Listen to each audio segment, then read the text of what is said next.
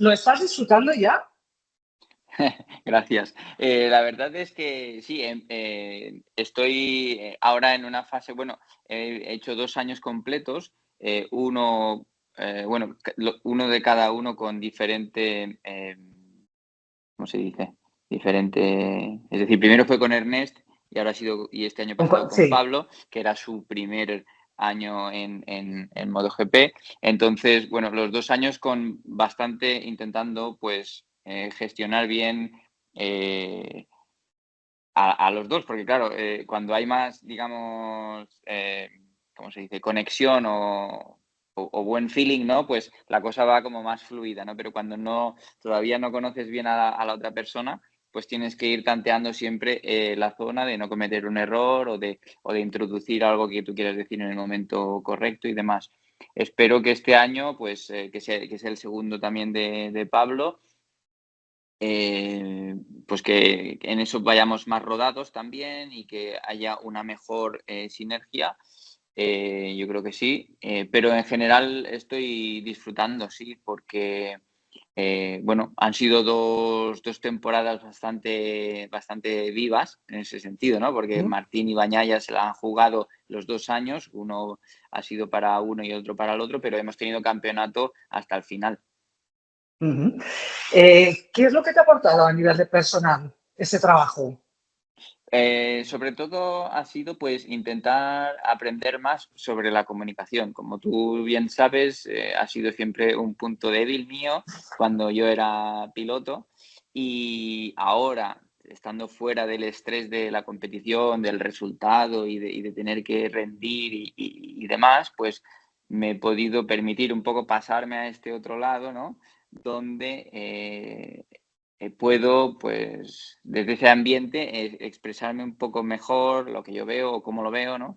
Y dar un poco, pues, al televidente, pues, mi versión, ¿no? Más técnica de las carreras. Y yo creo que eso me ha ayudado a elegir mejor comunicarme.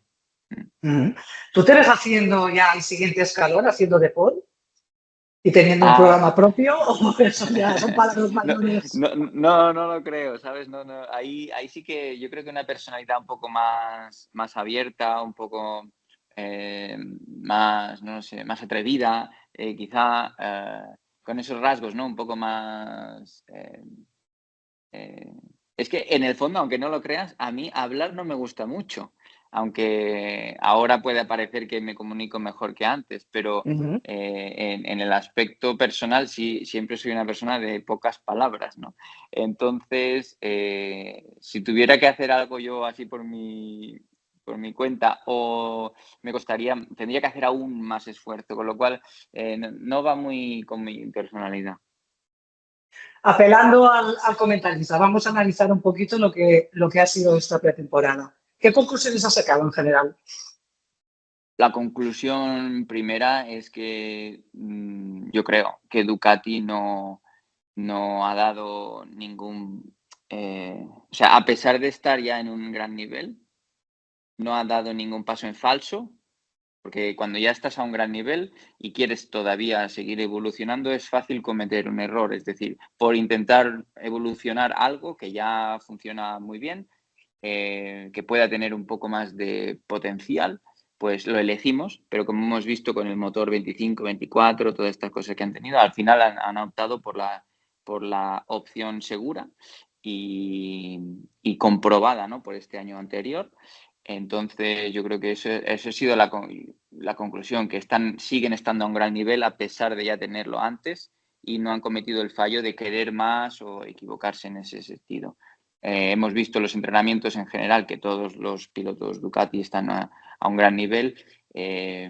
Por contra, hemos visto avances por parte de otras marcas como es Yamaha, algo de Honda también. Nosotros en KTM hemos tenido algo más de dificultad por la situación que ya conocéis. Entonces, bueno, veremos cómo se desarrollan las primeras carreras esa pelea, digamos, o esa otra lucha que hay para recortar la hegemonía que en este momento está ejerciendo Ducati. Es noticia fresca de hoy que es bastante positiva para vosotros, de que yo creo que os da un cierto alivio el hecho de que se haya podido llegar pues a un principio de acuerdo para parar el golpe económico. ¿Os Sí, alivia? en este momento todavía no tengo información directa de cómo ha ido hoy, pero la primera ola así es que ha sido positivo. En los últimos meses, estas reuniones fuertes que había, pues parece ser que han ido en positivo y no sé eso cómo se traducirá en el futuro y cuáles son los aspectos realmente que tiene que pasar la empresa para acabar de sanear, pero sí, es bueno para nosotros saber que estos, ¿cómo se dice? En inglés es hearing, que estos juicios, ¿se dice así? O Sí, sí, sí, estas vistas, ¿no? audiencias, audiencias, sí. Que estas audiencias han sido siempre buenas y bueno, veremos si en los próximos, no sé, semanas o el próximo mes tenemos más noticias específicas de qué significa. Pedro Acosta ha dicho que había sido la mejor pretemporada de KTM, teniendo en cuenta que Binder y sobre todo Bastianini y Viñales, que son los nuevos en la marca. Sí, para Pedro ha sido positiva la pretemporada, se ha pasado pues primer punto, por ejemplo, sin caídas y sin, como hemos visto, ¿no? Que siempre puede pasar, que ha pasado con Martín. Con lo cual eso es bastante positivo, sin caídas que hayan causado lesión. ¿Qué más? Las cosas que ha probado más o menos le han parecido adecuadas. ¿Son suficientes para batallar contra una Ducati? Eso quizá estamos viendo que todavía no es el caso, o sea que todavía falta trabajo por hacer, pero con lo que hemos pasado en el invierno, tal como ha sido el invierno, creo que sí, bastante positivo. Malasia fue bastante bien, Tailandia, salieron algunas cosas que hay que ver cómo las arreglamos. Pero bueno, primera carrera ya está a la vuelta, es este fin de semana, así que eso nos dará un poco más de información. Pero las pocas cosas que se han probado han sido positivas. Y bueno, en algunos aspectos, teníamos como 2 o 3 versiones de cada de estas cosas, ¿no? Y era más bien elegir cuál de ellas era la adecuada con la que empezar la temporada. Y yo creo que en este sentido Pedro tenía las ideas claras de lo que le gustaba más y con eso va a empezar el campeonato. Años atrás escribíamos sobre los cuatro fantásticos y este año parece que todo se centra en el duelo Bagnaia-Marc Márquez. ¿Esto es bueno para el campeonato?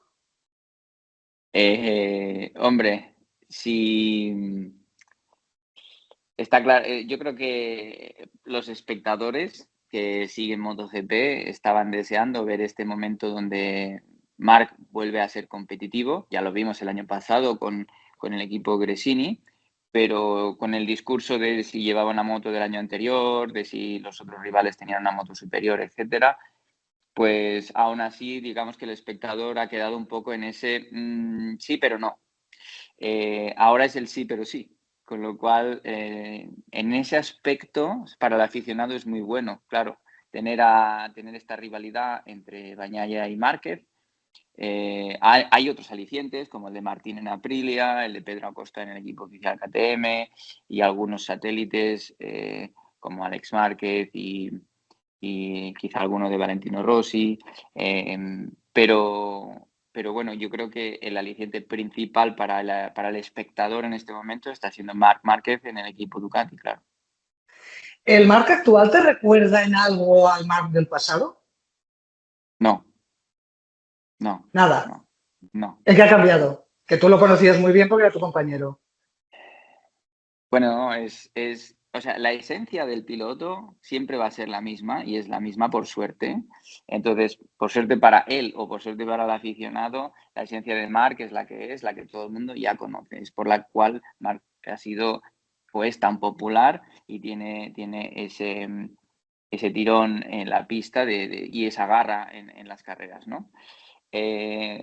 Pero yo creo que es un Marc mucho más madurado, ¿no? Creo que es un Marc que ha pasado un proceso importante con su lesión, un proceso importante con el problema en Honda, un proceso importante de verse en una situación poco común y de replantearse muchas cosas. De ahí las decisiones que ha ido tomando en estos últimos años, ¿no? Entonces ahora, pues bueno, vuelve a estar en esa posición ideal, idónea, pero ha pasado ese proceso, con lo cual yo creo que es un Marc más mental que un Marc más intuitivo, diría. O va a ser una combinación de ambas, mientras que el Marc que hemos conocido más pequeño o más joven era más intuición, ¿no? O más ímpetu que mental en ese aspecto. Es lo que quería decir, que no lo veo igual. O sea, no digo que sea peor, digo que en ese aspecto lo veo diferente. ¿Cuál debe ser la estrategia de Pecco para batirlo?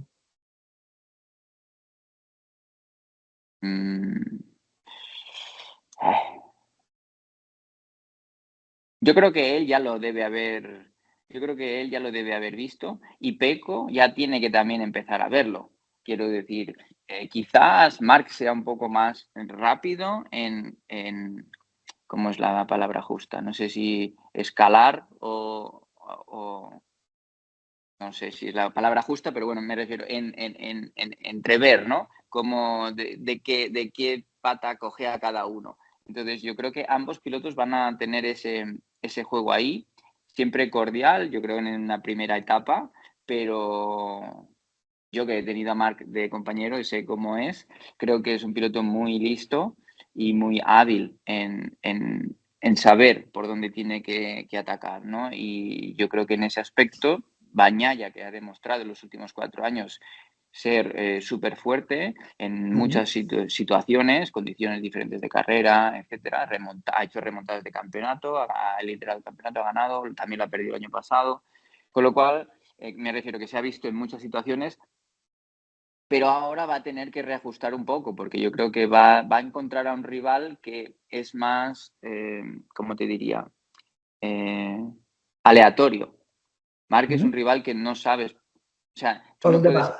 tú no puedes decir, Marc va a hacer esto, o tiene este patrón. Marc es más aleatorio. Así que yo creo que en ese aspecto Bagnaia va a tener que aprender o intentar aprender rápido sobre ese tipo de mecanismo que tiene Marc, ¿no? De reaccionar a las cosas o a las situaciones. ¿Tú crees que Ducati, el staff de Ducati, está preparado para lo que les viene? Porque ahí es donde se va a cocer el campeonato. ¿Qué debe ser? ¿Un buen gestor de dos galios así? ¿Qué debe ser? ¿Cómo debe ser? Yo no... A ver, ahí esta pregunta yo creo que sería para, por ejemplo, la podrías preguntar mejor a Livio Supo, que estuvo con nosotros en el equipo, también estuvo cuando Casey Stoner. Él te contestaría bien esta pregunta. Pero yo creo que Tardozzi es un hombre que ha demostrado tener una experiencia muy buena en la labor que ejerce. Creo que ya cuando estaba en Superbikes con Fogarty, o sea, está acostumbrado a tener, con Bayliss, está acostumbrado a tener pilotos de alto nivel y a gestionarlos. Yo creo que en ese aspecto quizás se sorprendan de algunas cosas de cómo es Marc o del tirón también que puede tener Marc, pero yo creo que creo que lo van a gestionar bien por la tradición de lo que llevo viendo en este caso a Tardozzi. Con lo que ha pasado en las últimas 3 semanas, hay que descartar a Jorge Martín. 2 operaciones en 18 días. ¿Descartar para el campeonato, te refieres? Sí. Él es el que de alguna manera defiende el título. No, Sí. no de alguna manera, es el defensor del título. A ver, está teniendo mala suerte. Ya solo de entrada está teniendo mala suerte porque cayó en las primeras 2, 3, 4 vueltas de Malasia. Y ahora creo que estaba, no conozco bien la noticia, pero creo que estaba reprobándose, ¿no? Después de... Sí, era el primer día que ya tocaba moto, una supermotar. Y otra vez se ha Y caído. iba tranquilo al principio y vamos a hacer esta vuelta a probar y ahí es donde se ha caído. Bueno, también puede ser cuando pilotas lesionado, que no estás bien encima de la moto, pues tampoco controlas tan bien.